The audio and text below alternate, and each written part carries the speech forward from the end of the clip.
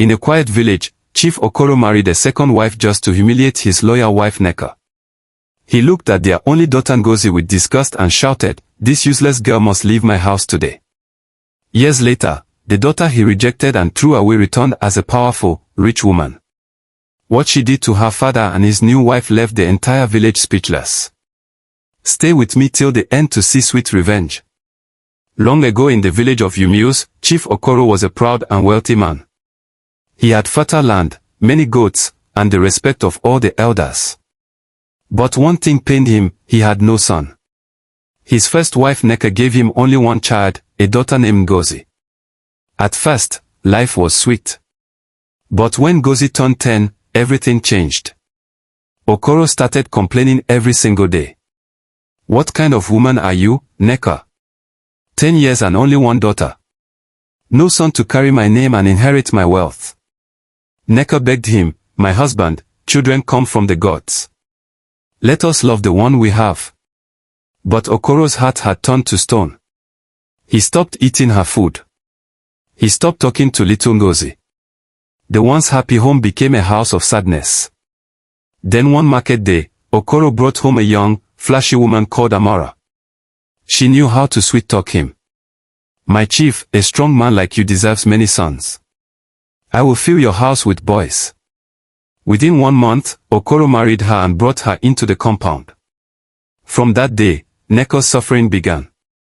Amara took the biggest room. She ordered Nneka around like a servant and made her cook and clean for everyone. Whenever little Ngozi tried to help her mother, Amara would scream, "Useless girl. Get out of my sight. You are not wanted here." The pain grew worse. One evening, Okoro came home drunk from palm wine. He looked at 11-year-old Ngozi with red eyes and roared, "This girl brings bad luck to my house. Nneka, pack your things. Take this daughter of shame and leave my compound before sunrise." Nneka cried bitterly as she packed their few clothes. The villagers watched, but no one dared speak against the chief. As they walked out into the dark night, little Ngozi held her mother's hand tightly and whispered, "Mama, don't cry. One day, I will make him regret this." Mother and daughter went to live in a broken hut at the edge of the forest. Life was extremely hard. They farmed a tiny piece of rocky land. Some days they had only cassava and bitter leaves to eat. But Nneka taught Ngozi 2 powerful things: how to survive and how to never give up. As the years passed, Ngozi grew into a smart and very beautiful young woman. She started small trading, palm oil, vegetables, and firewood. People noticed her honesty and sharp brain. An old wise trader called Mama Is took her under her wing. "My child, I see fire in you. Come and learn real business from me." Under Mama Is, Ngozi's life changed. She traveled to big markets in distant towns. She bought goods cheaply and sold them wisely. Her business grew from one small table to 2 to a full shop. Money started entering her hands. But while Ngozi was rising, things were collapsing in her father's house. Amara gave birth to 3 children, 2 girls and 1 boy. The boy was always sick. Okoro spent all his money on native doctors and sacrifices, yet the boy grew weaker. His farmland started failing. His goats died one after another. People began to lose respect for the once proud chief. Amara became desperate and wicked. She secretly blamed Nneka and Ngozi for their problems. She even sent thugs to the forest to threaten them. But Ngozi was no longer the small crying girl. She had become strong and wise. One day, a rich merchant from the city visited the village looking for a wife for his son. He heard about the hardworking, beautiful Ngozi. When he met her, he was impressed by her intelligence and character. Ngozi got married in a big colorful ceremony. Now she had money, connections, and respect across many villages. Yet deep in her heart, she never forgot her father's cruelty. She waited patiently. She planned carefully. The time for payback was getting closer. One bright morning, Ngozi returned to Umueze like a true queen. She came with a long motorcade of 3 sparkling cars. She wore fine lace and heavy gold jewelry that shone in the sun. Servants followed her carrying big baskets of rice, oil, clothes, and a fat cow. The whole village ran out shouting, "Ngozi has returned." The rejected daughter is now richer than the chief. Okoro and Amora rushed outside. When Okoro saw the confident beautiful woman step out of the car, he did not recognize her at first. Ngozi slowly removed her sunglasses and looked him straight in the eyes. "Father," she said calmly, "your daughter has come home." Okoro's legs began shaking. Amora's mouth opened but no sound came out.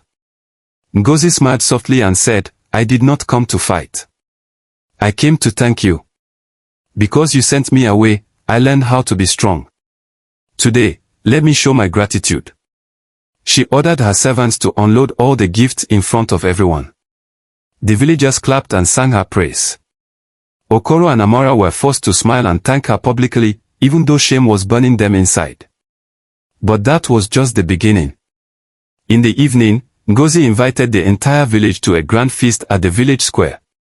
She paid for everything, food, drinks, music, everything. While people were eating and dancing happily, Ngozi stood up and asked for silence.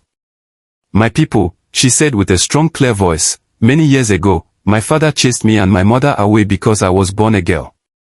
Today I stand before you as proof that a girl can bring greater honor to a family." The crowd nodded and murmured in agreement. Then Ngozi turned to Okoro.